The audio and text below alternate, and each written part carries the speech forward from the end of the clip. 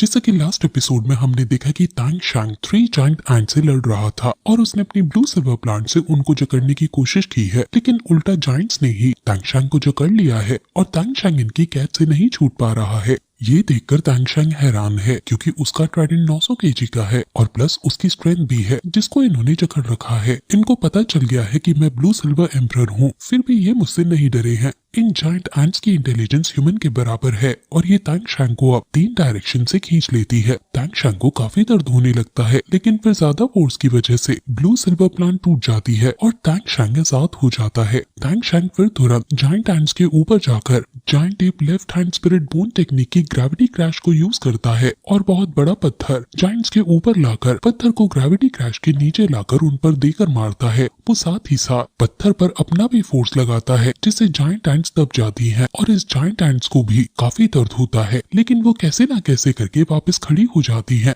तांग शैंग हवा में है इसलिए वो तांग शैंग के ऊपर पत्थर फेंकने लगती है। कई सारे पत्थर चट्टानी तांग शैंग के ऊपर आकर गिरने लगती हैं और जमीन भी पूरे तरीके से शेक कर रही है। तांग शैंग भागकर इन पत्थरों से बचने की कोशिश करता है और जो पत्थर आसमान से ऊपर आ रहे हैं उनको वो अपनी ट्राइडेंट से काट रहा है। तांग शैंग को काफी मुसीबत का सामना करना पड़ रहा है क्योंकि साथ ही साथ उसे एंट से भी डॉज करना पड़ रहा है और उसको काफी पसीने आने लगते हैं। तांग शैंग उड़कर वहाँ से डॉज करने की कोशिश करता है, लेकिन एंट्स के पास भी पंख हैं, इसलिए वो भी उड़कर तांग शैंग के पीछे हैं। तांग शैंग को इनके साथ डील करना बहुत ज्यादा मुश्किल पड़ रहा है। अब तांग शैंग तक वो एंट्स पहुँचने ही वाली थी कि तभी एक चट्टान तांग शैंग के पीछे आ जाती है और इन एंट से टकरा जाती है, जिससे तांग शैंग बाल बाल बचता है। तांग शैंग अब पत्थरों पर पैर रखकर ऊपर तक जाने की कोशिश करता है ताकि उसको एक अपर हैंड मिल सके, लेकिन नीचे खड़ी एंट्स अब तांग शैंग पर पेड़ और पत्थर फेंकने लगती हैं। तांग शैंग के ऊपर जाकर उस पर चढ़कर अपनी फोर स्पिरिट टेक्निक जिसका नाम ब्लू सिल्वर थॉर्न फॉर्मेशन है उसका यूज करता है और वहाँ ब्लॉकेज क्रिएट करके पत्थरों को रोकता है, लेकिन जायंट एंट्स एम्परर की स्ट्रेंथ बहुत ज्यादा है जिस वजह से पत्थर रुकने का नाम ही नहीं ले रहे हैं और वो तांग शैंग की ब्लॉकेज को भी तोड़ रहे हैं। इसलिए तांग शैंग को फिर से फिजिकली उनसे डॉज करना पड़ता है और अब वो demonic left leg spirit bone technique जिसका नाम व्हील टाइगर टीथ है उसका यूज करता है और सभी पत्थरों को अपना यह अटैक देकर मारता है, जिससे पत्थर चकनाचूर होकर नीचे गिरते जाते हैं। लेकिन तभी पीछे से एक एंट तांग शैंग पर हमला कर देती है और तांग शैंग समझ जाता है कि पत्थर मारना तो इनकी बस एक चाल थी,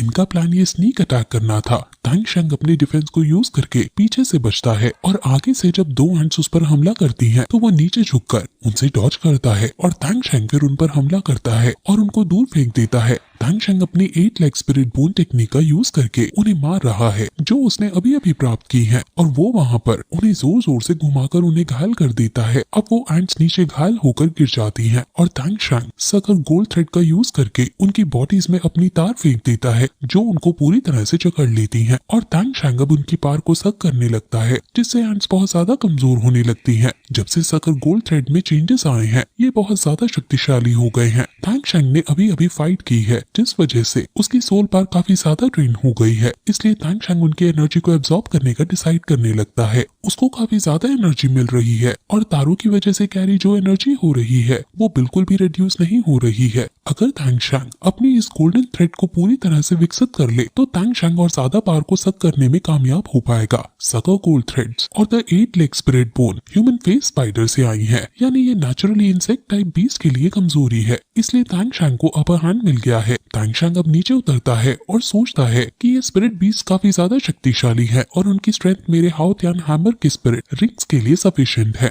वो अब आगे बढ़ता है और उसके सामने 3 स्पिरिट रिंग्स आती हैं। तांग शैंग किसी एक की स्पिरिट रिंग एब्सॉर्ब करने की कोशिश करता है लेकिन नहीं कर पाता। उसको या तो तीनों स्पिरिट रिंग्स लेनी होंगी या फिर एक भी नहीं। अगर वो एक भी नहीं लेता तो उसे कोई और स्पिरिट बीस्ट ढूंढना होगा जिसमें उसका बहुत ज्यादा टाइम चला जाएगा, और अगर वो तीनों स्पिरिट रिंग को एक साथ एब्सॉर्ब करता है तो ये बहुत रिस्क वाला काम है। अभी तक किसी भी स्पिरिट मास्टर ने 3 स्पिरिट रिंग एक साथ ऐड नहीं की है, लेकिन तांग शैंग के पास और टाइम भी नहीं है कि वो 50,000 साल से पुराने बीस्ट को ढूंढ सके और उसे हरा सके, इसलिए यही तांग शैंग के हैमर के लिए बेस्ट चॉइस है। इसलिए वो मेडिटेट करने बैठ जाता है और इन तीनों स्पिरिट रिंग्स को एक साथ एब्सॉर्ब करने लगता है। अब वो याद करता है कि जब वो छोटा था तब ग्रैंड मास्टर ने पूछा था कि क्या तुम्हें गार्डियन स्पिरिट्स के बारे में पता है, जिस पर तांग शैंग बताता है कि गार्डियन स्पिरिट्स हमारी बॉडी का पार्ट होती है। मैंने हमेशा फील किया है कि मेरी गार्डियन स्पिरिट मेरे बहुत क्लोज है। हम कोई जुड़वा ही हो। ग्रैंड मास्टर कहते हैं कि मैं आश्चर्यचकित हूँ कि तुम इस उम्र में ही ये सब सोच पा रहे हो। हमारी बॉडी और हमारी गार्डियन स्पिरिट एक मायने में ट्विंस ही होती हैं। गार्डियन स्पिरिट को कल्टीवेट करना बॉडी पर ध्यान लगाते हुए तो ये चीज दोनों को ही ग्रो करती है। तांग शैंग अपने स्पिरिचुअल रियलम में पहुंच जाता है और वहाँ जो दिक्कत उसे 3 स्पिरिट रिंग एब्सॉर्ब करने में हो रही है वो फिजिकली महसूस कर पा रहा है।